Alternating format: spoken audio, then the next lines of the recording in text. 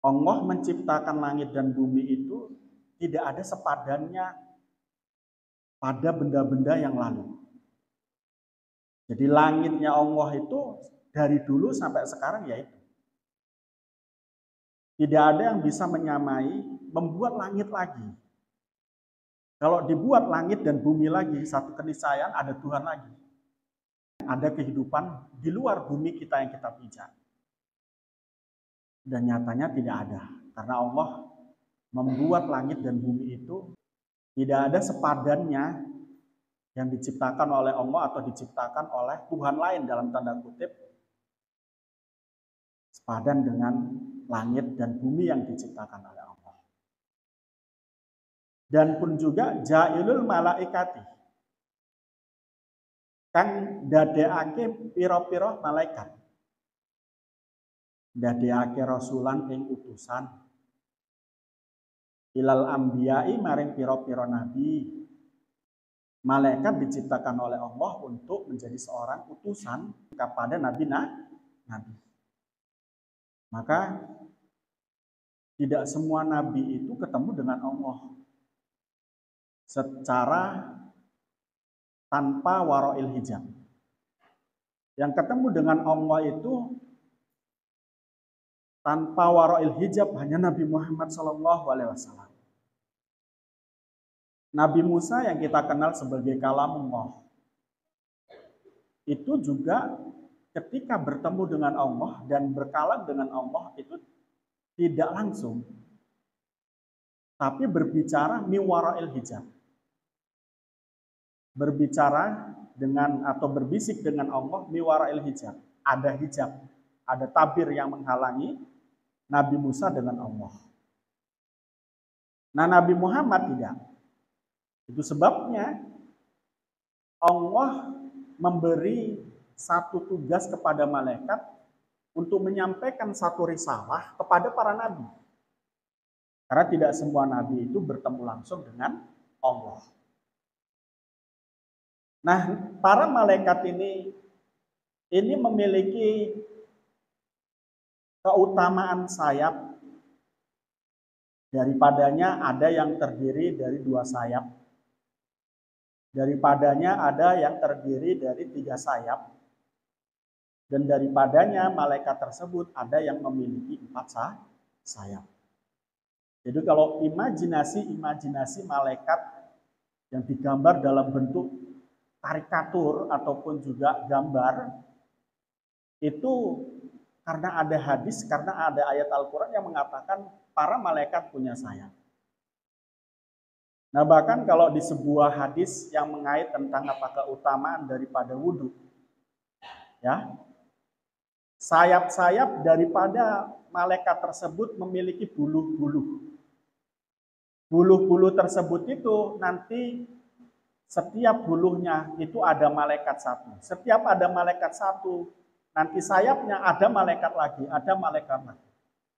Sehingga jumlahnya itu seolah tak terhingga.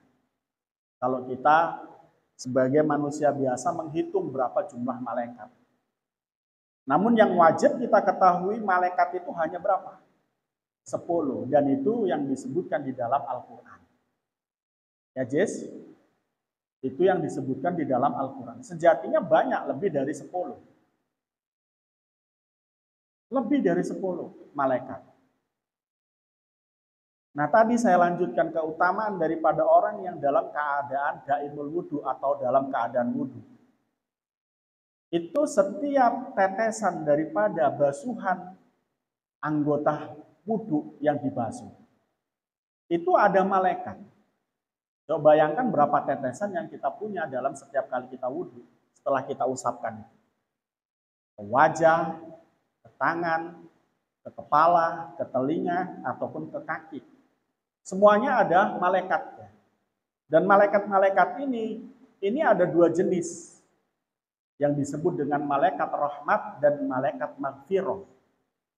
Maksudnya apa? Malaikat yang memintakan rahmat kepada Allah, kasih sayang kepada Allah. Untuk siapa? Mereka yang wudhu. Dan pun juga ada malaikat yang memintakan ampunan. Dan bahkan ada yang mengatakan ada malaikat muhafadoh. Malaikat muhafadoh ini apa? Malaikat yang menjaga siapa yang punya wudhu. Menjaga dari bahaya, menjaga dari kesengsaraan, menjaga dari kesakitan yang diberikan oleh orang lain kepadanya. Daripada itu, dulu kami ketika musim-musimnya banyak penjahat-penjahat atau banyak geng-geng di Sambong Duku.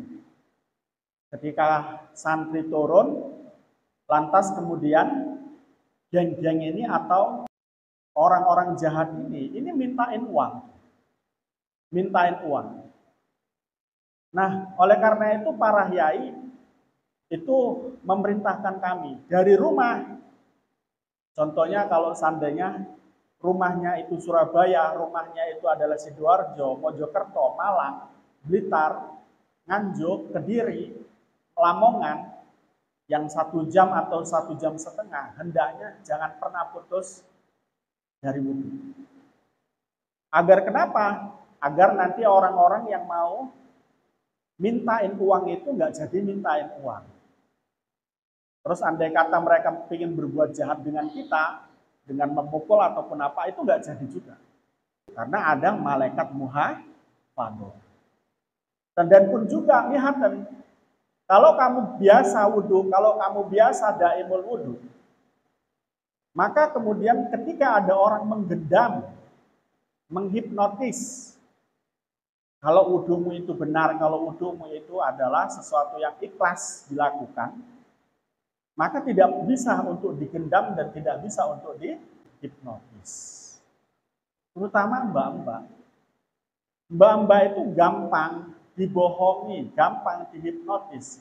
Karena salah satu tabiat perempuan itu adalah mengalami haid setiap bulannya. Dalam kondisi ini, dia tidak bersesuci. Dia tidak bersesuci. Dia tidak sholat.